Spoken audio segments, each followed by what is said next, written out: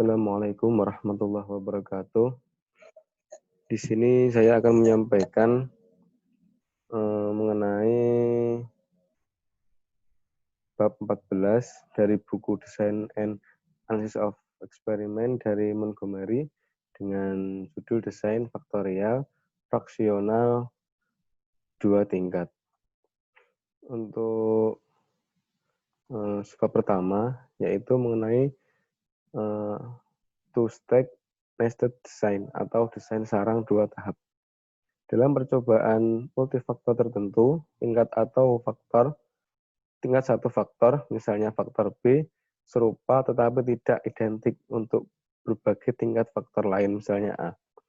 Pengaturan seperti itu disebut bersarang atau hierarkis. Desain dengan tingkat faktor B bersarang di bawah tingkat faktor A. Seperti contohnya, misalnya perusahaan membeli bahan baku dari 3 pemasok yang berbeda. Perusahaan ini menentukan apakah kemurnian bahan baku sama dari masing-masing pemasok. Ada 4 kumpulan bahan baku yang tersedia dari masing-masing pemasok. Di sini ada 3 supplier atau pemasok. Pemasok memiliki 4 batch. Selanjutnya ada analisis statistik. Model statistik linier untuk desain bersarang dua tahap adalah sebagai berikut, di mana ada YC sama dengan mu ditambah tau I tambah beta JI ditambah epsilon IJK.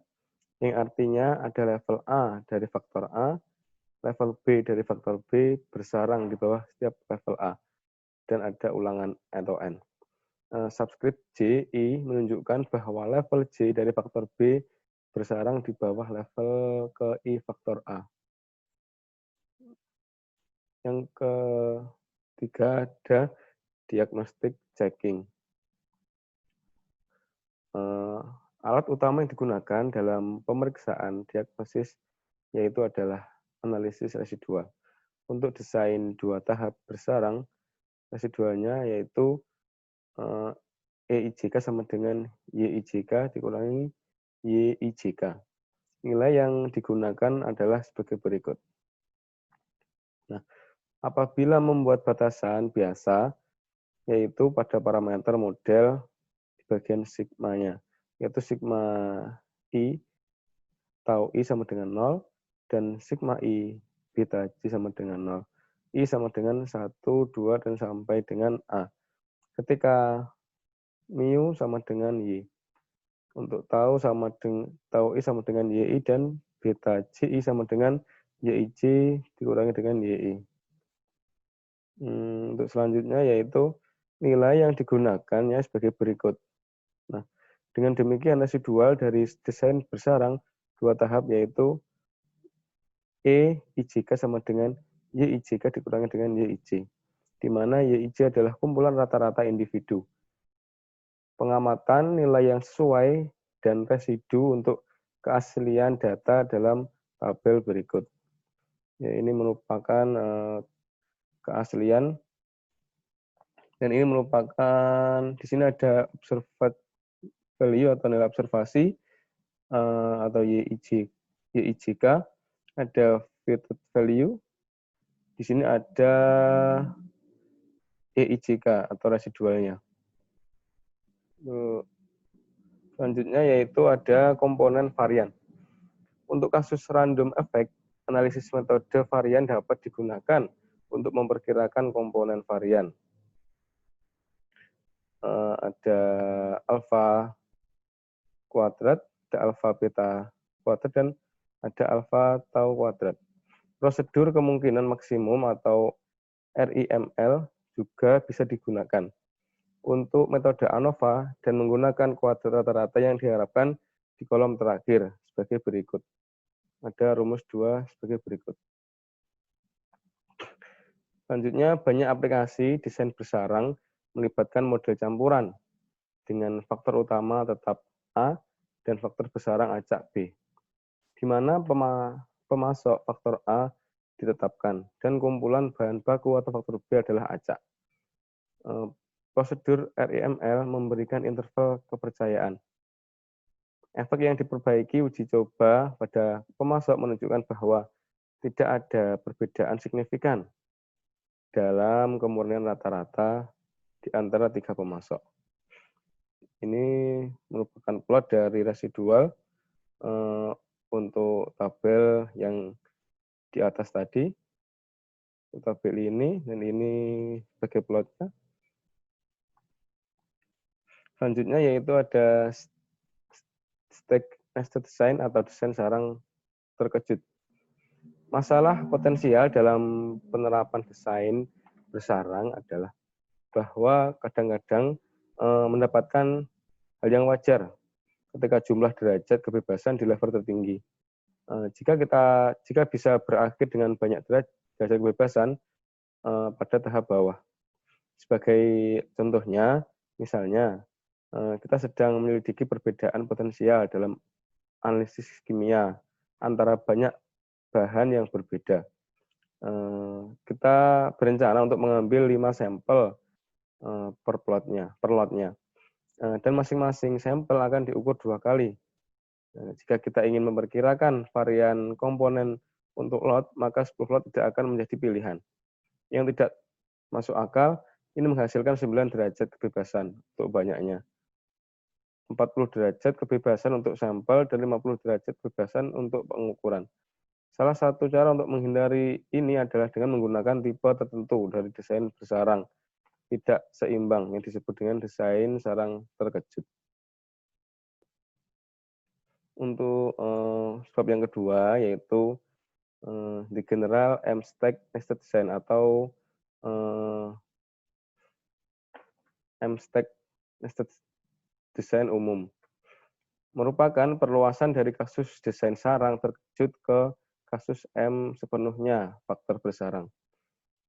Desain seperti ini akan disebut desain bertingkat M-stack. Sebagai contoh, misalnya pengecoran logam ingin menyelidiki kekerasan 2 formulasi berbeda dari paduan logam. 3 panas dari setiap formulasi paduan disiapkan, dan ingot dipilih secara acak dari masing-masing panas pengujian, dan 2 pengukuran kekerasan dilakukan pada setiap ingot.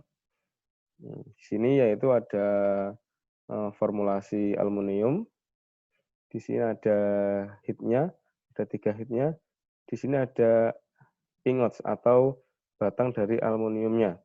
Jadi setiap panas ini ada 2 ingot dan menghasilkan observasi sebagai berikut. Nah, dalam percobaan ini, panas bersarang di bawah tingkat formulasi paduan faktor, dan ingot bersarang di bawah tingkat faktor panas. Dengan demikian, ini adalah desain bersarang 3 tahap dengan 2 ulangan. Model untuk desain itu seperti ini. Untuk sebab yang ketiga yaitu desain with both nested and factorial factor. Kadang-kadang dalam percobaan multifaktor, beberapa faktor disusun dalam tata letak faktorial dan faktor-faktor lain yang bersarang. Hasil dari bagian tabel yang atas tadi dapat dengan mudah diperluas ke kasus M-stack sepenuhnya. Terkadang penyebut desain ini dengan desain faktorial bersarang. Analisis statistik dari satu desain tersebut dengan 3 faktor.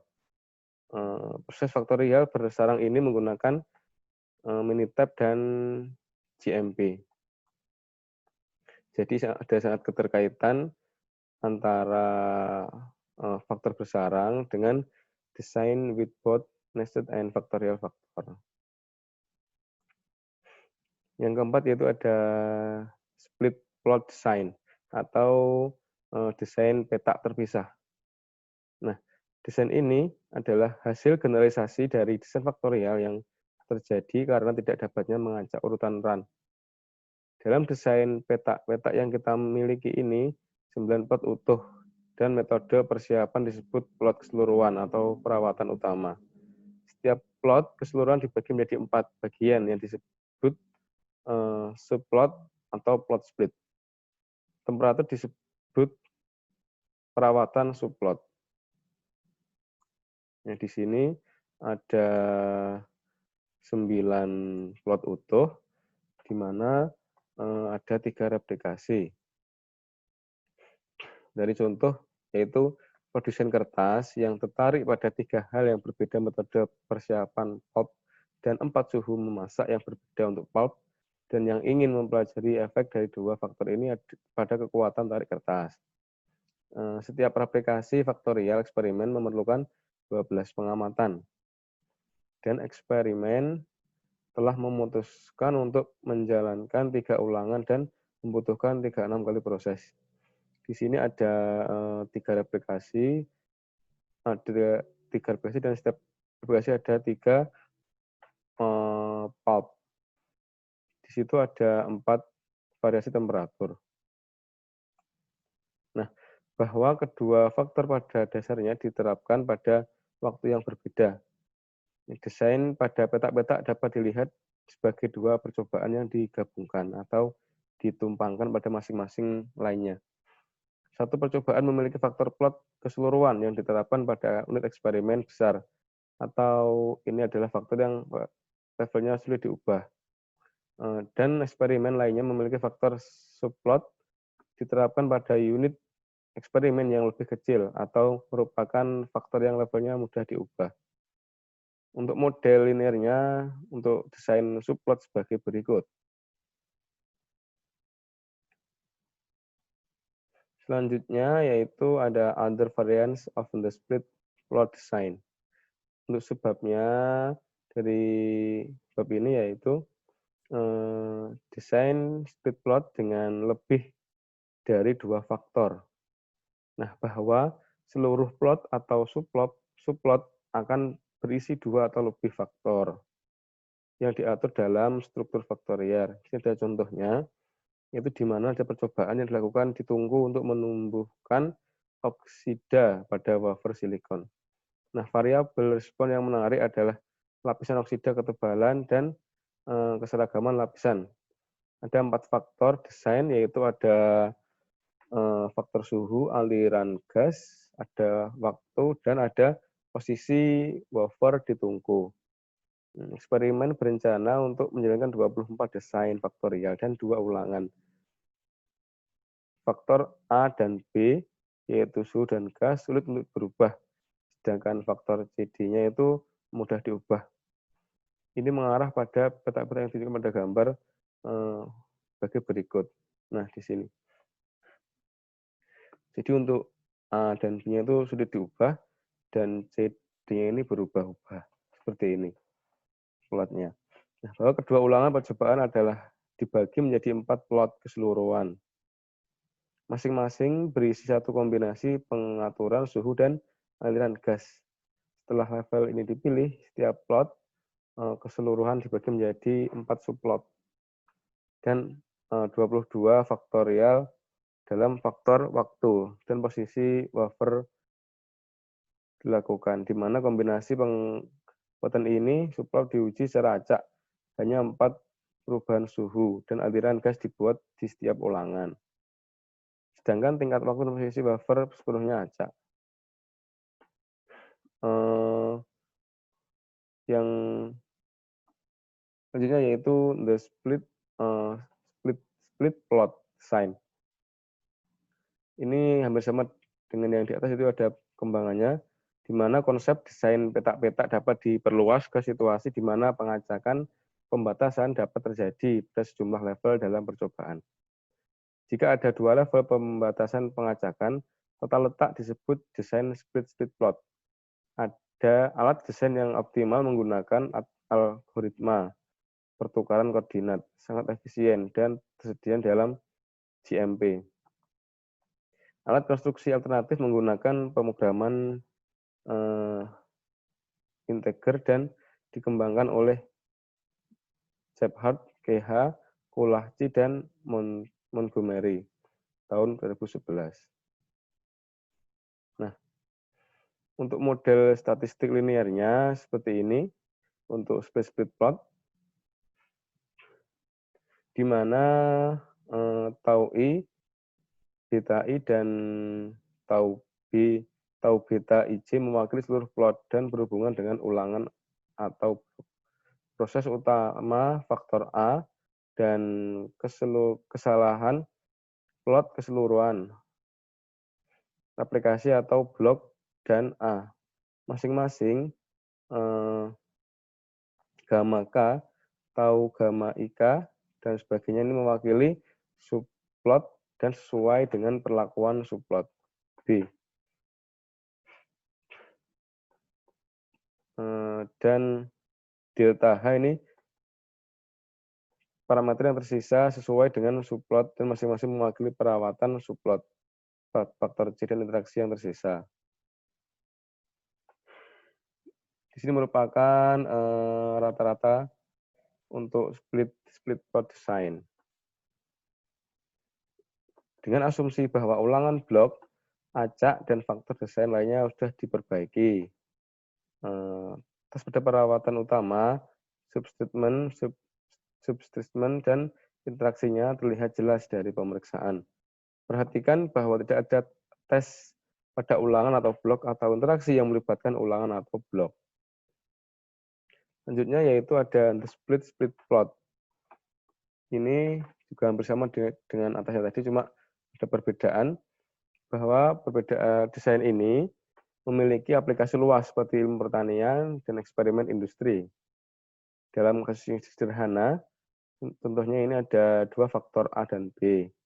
Faktor A diterapkan ke seluruh plot sama seperti dalam desain petak-petak standar. Lalu faktor B diterapkan pada strip yang benar-benar hanya pada seluruh plot.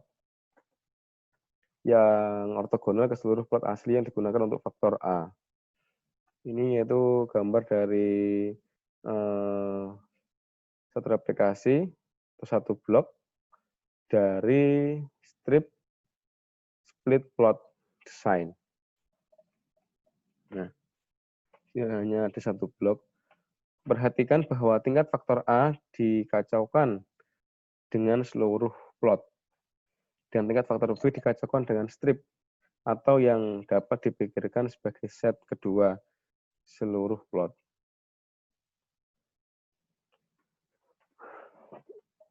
Untuk sebuah model desain plot strip split pada gambar 1411, gambar ini, dengan asumsi R mereplikasi sebuah level faktor A dan tingkat B, faktor B adalah sebagai berikut. Di mana di sini ada tau beta IJ dan tau gamma IJ. Masing-masing adalah keseluruhan plot keseluruhan untuk faktor A dan B, dan epsilon IJ adalah subplot. Di sini ada epsilonnya, ini adalah subplotnya. Yang digunakan kesalahan yang digunakan untuk menguji interaksi AB.